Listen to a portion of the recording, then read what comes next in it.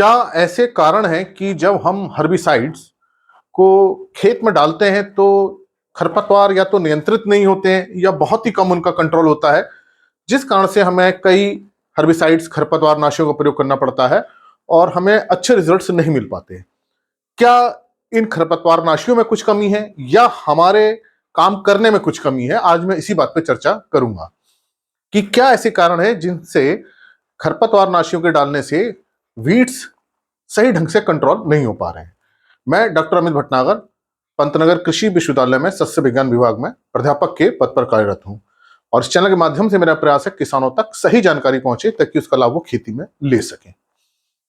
देखिए, जो हर्बिसाइड्स हैं जिसको हम शाकनाशी कहते हैं या खरपतवार नाशी कहते हैं, इनको हम दो तरीके से प्रयोग कर सकते हैं। एक वो खरपतवार नाशी होते हैं जो बुआई के तुरंत बाद डालते हैं, जिनको हमें 2 दिन के अंदर डाल देना चाहिए। इनको प्री इमर्जेंस हर्बिसाइड कहते हैं। इनके काम करने का तरीका अलग होता है। ये मिट्टी पे डाले जाते हैं, बुआई के तुरंत बाद हम इसको मिट्टी पे डालते हैं। दूसरे वो हर्बिसाइड होते हैं जब फसल बड़ी हो जाती है, इसको 20 दिन बाद, 25 दिन बाद, 30 दिन बाद डालते हैं और इसको हम घास के ऊपर डालते हैं, जो वीड्स उगे हैं उनके ऊपर डालते हैं। इसको हम पोस्ट इमर्जेंस हर्बिसाइड कहते हैं। अब प्री इमर्जेंस और पोस्ट इमर्जेंस हर्बिसाइड के काम करने का तरीका अलग अलग होता है। पहले बात करते हैं प्री इमर्जेंस हर्बिसाइड की। तो देखिए, जो प्री इमर्जेंस हर्बिसाइड है, इनको हम कहां डाल रहे हैं? मिट्टी पर डाल रहे हैं। बुआई हुई और हमने तुरंत डाल दिया। मान लीजिए हमारा एक खेत है और यहां बुआई करी है हमने, इसको तुरंत बुआई के बाद डाल देना चाहिए। 1 दिन बाद, 2 दिन बाद, 2 दिन के अंदर, ज्यादा से ज्यादा 3 दिन के अंदर इसको डाल देना चाहिए। कोशिश यही होनी चाहिए कि आज बुआई है तो आज ही हम इसको डाल दें। अब प्री इमर्जेंस हर्बिसाइड क्या करते हैं? इसके ऊपर एक पूरी लेयर बना लेते हैं मिट्टी के ऊपर। जो इनका काम करने का सही तरीका वो ये है।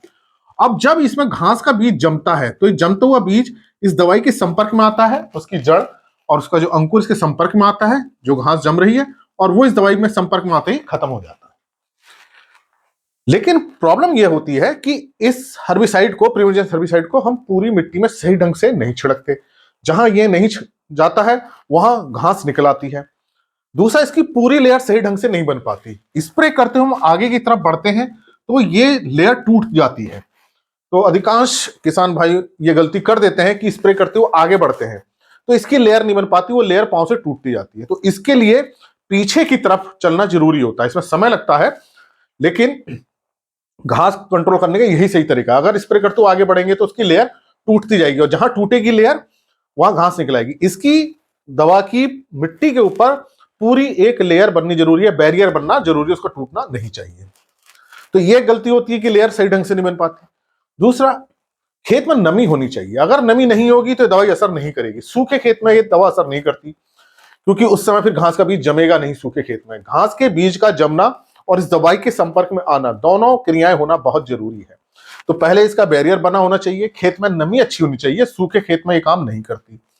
तीसरा, अगर खेत अच्छी तरह से तैयार नहीं है, ढेले हैं उसके अंदर बड़े बड़े, तो वो दवा ढेले के ऊपर रह जाएगी और जो बड़ा सा ढेला उसके जो बीज है वो जम जाएगा, वो संपर्क में नहीं आ पाएगा। तो दवाई का बीज में संपर्क तभी होगा जब हमारा खेत अच्छा तैयार हो, नमी उसमें अच्छी हो और सही ढंग से हमने पूरी तरह से इस पे स्प्रे कर दिया हो, तभी ये दवा काम करती है। तो ये दवा तभी काम करेगी जो मैंने आपको ये स्थितियां बताई, और इसकी सही डोज और सही पानी की मात्रा होनी जरूरी है। डोज जितनी भी रिकमेंडेड डोज होती है किसी भी हर्बिसाइड की, उतनी रिकमेंडेड डोज हमको देनी चाहिए।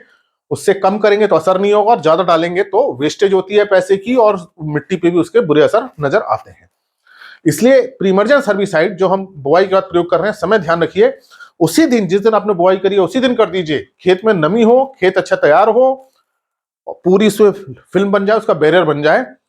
और कोशिश ये करें कि शाम के समय हम स्प्रे करें ताकि पूरी रात भर उसे ओस मिले और ये लेयर बनी रहे।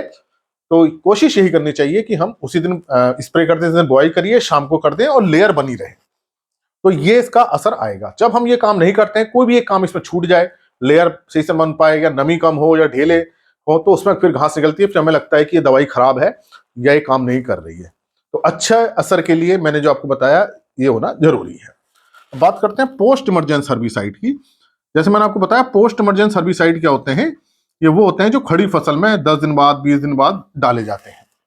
अब ये जैसे हमारी फसल उगी हुई है, लाइन में फसल उगी है, ये 2 लाइन है फसल की और इसके बीच में वीड्स आ रहे हैं, तो हम ये दवा का स्प्रे कहां करते हैं? इस पे करते हैं। खरपतवार पे करते हैं, फसल पे नहीं करते हैं। तो यहां देखिए स्प्रे करने की स्टेज बहुत महत्वपूर्ण है। अगर घास बहुत बड़ी हो गई तब ये दवा असर नहीं करती।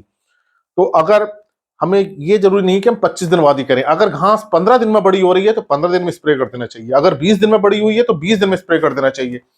अगर वो घास 25 दिन में बड़ी हो रही है तो 25 दिन में करना चाहिए। तो इसके दिन कुछ फिक्स नहीं होते हैं। हाँ, एक ये अंदाज रहती है कि ये दवा का असर जो है हमें 15, 20, 25 दिन में कर देना चाहिए। तो जो सही स्टेज होती है वो घास की स्टेज होती है। घास बहुत बड़ी नहीं होनी चाहिए। घास में 2 से 4 पत्ती जब आ जाएं तब हमें इसका स्प्रे कर देना चाहिए। तो 2 से कम ना हो, 4 से ज्यादा पत्तियां घास में ना निकली हो। अगर इससे ज्यादा हो जाएगी तो घास बड़ी हो जाएगी, फिर ये दवा असर नहीं कर पाएगी। तो इस बात को ये ध्यान रखना है। दूसरा, इसकी डोज बहुत महत्वपूर्ण है। डोज जैसे जैसे प्री इमरजेंसी मैंने आपको बताया, जो रिकमेंडेड डोज है, जो संस्तुत मात्रा है, वही प्रयोग करनी चाहिए। ये डोज रिसर्च करने के बाद बहुत सारे फील्ड एक्सपेरिमेंट किए जाते हैं, रिसर्च की जाती है, उसके बाद ये डोज निकल के आती है कि घास को मारेगी। उससे कम मत कीजिए, दवा को डाइल्यूट मत कीजिए। डाइल्यूट हो गई, कम हो गई तो ये असर नहीं करेगी। जिस फसल के लिए जो हर्बिसाइड रिकमेंड किया जाता है वही प्रयोग करना चाहिए। हर फसल के लिए अलग अलग हर्बिसाइड होते हैं। ये रिसर्च बेस्ड होते हैं, सिलेक्टिव हर्बिसाइड होते हैं, नहीं तो फसल को भी नुकसान पहुंचा सकते हैं। तो जिस फसल के लिए जो हर्बिसाइड रिकमेंडेड है, जो डोज है, वही देनी चाहिए। जो मात्रा है वही प्रयोग करें। पानी की मात्रा बहुत ज्यादा ना करें, नहीं तो ये घास पर असर नहीं करेगा। इसके साथ साथ जब हम स्प्रे करते हैं तो स्प्रे करते समय हम ध्यान नहीं देते, कहीं स्प्रे बहुत ज्यादा हो जाता है, कहीं बहुत कम होता है। तो जहां ज्यादा स्प्रे होता है वहां तो घास जल जाती है, और जहां कम स्प्रे होता है तो छूट जाता है, घास बढ़ जाती है, और उससे फिर हमारी फसल खराब होती है।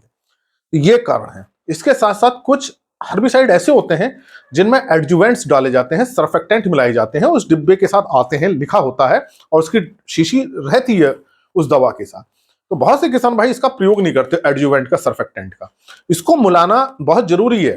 तो ये हर हर्बिसाइड के साथ नहीं होते, कुछ ही हर्बिसाइड के साथ होते हैं, जैसे टेम्बोट्राइन के साथ आता है, टॉपरामिजॉन के साथ आता है। तो उसको मिलाना जरूरी है। जब हम इसको मिलाते हैं तो वो घास की पत्तियों में बहुत जल्दी से, तेजी से प्रवेश कर जाता है। खासतौर से जिनमें वैक्सी लीफ है या क्यूटिकल्स हैं या जिनमें स्प्रे जा नहीं पाता, तो उन पत्तियों के अंदर ये स्प्रे जल्दी चला जाता है जब हम इसके साथ एडजुवेंट या सर्फेक्टेंट मिलाते हैं। तो ये डिब्बे के साथ आते हैं, इनको मिलाना बहुत जरूरी है। तो उन हर्बिसाइड का निर्देश जरूर पढ़ लीजिए, जो इसमें इंस्ट्रक्शंस लिखे होते हैं कि इसको कैसे प्रयोग करें, तभी उस दवा का असर होगा। अगर आप प्रयोग नहीं करेंगे तो उसका असर नहीं होगा।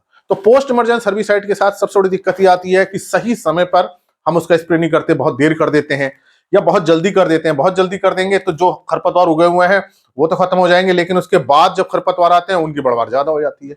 या बहुत देर कर देते हैं तो पत्तियां इतनी ज्यादा बड़ी हो जाती हैं, तनी इतनी बड़ी ज्यादा हो जाती है कि वो पत्ती पे इतना असर नहीं कर पाता, या हम उसके साथ एडजुवेंट सर्फेक्टेंट नहीं मिलाते, या हम उसकी रिकमेंडेड डोज को प्रयोग नहीं करते। इस कारण से उसके असर कम होते हैं।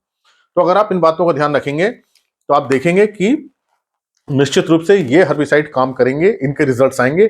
लेकिन आपको ध्यान क्या रखना है, कौन सी फसल के लिए कौन सा हर्बिसाइड रिकमेंडेड है वही प्रयोग करना चाहिए, सही समय पर प्रयोग करना चाहिए, सही डोज प्रयोग करनी चाहिए।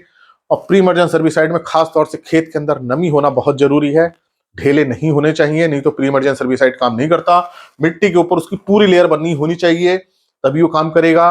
और पोस्ट इमरजेंस हर्बिसाइड में जो घास है वो पूरे सही ढंग से कवर होनी चाहिए और सही स्टेज पे होनी चाहिए। बहुत ज्यादा अगर घास बड़ी हो गई तब वो काम कम करता है।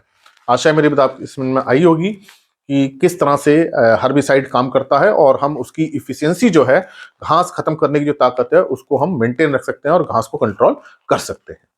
इसी प्रकार लेक्चर्स को देखने के लिए कृषि किसान प्लेलिस्ट देखिए, और अगर चैनल सब्सक्राइब नहीं किया तो सब्सक्राइब कीजिए। धन्यवाद।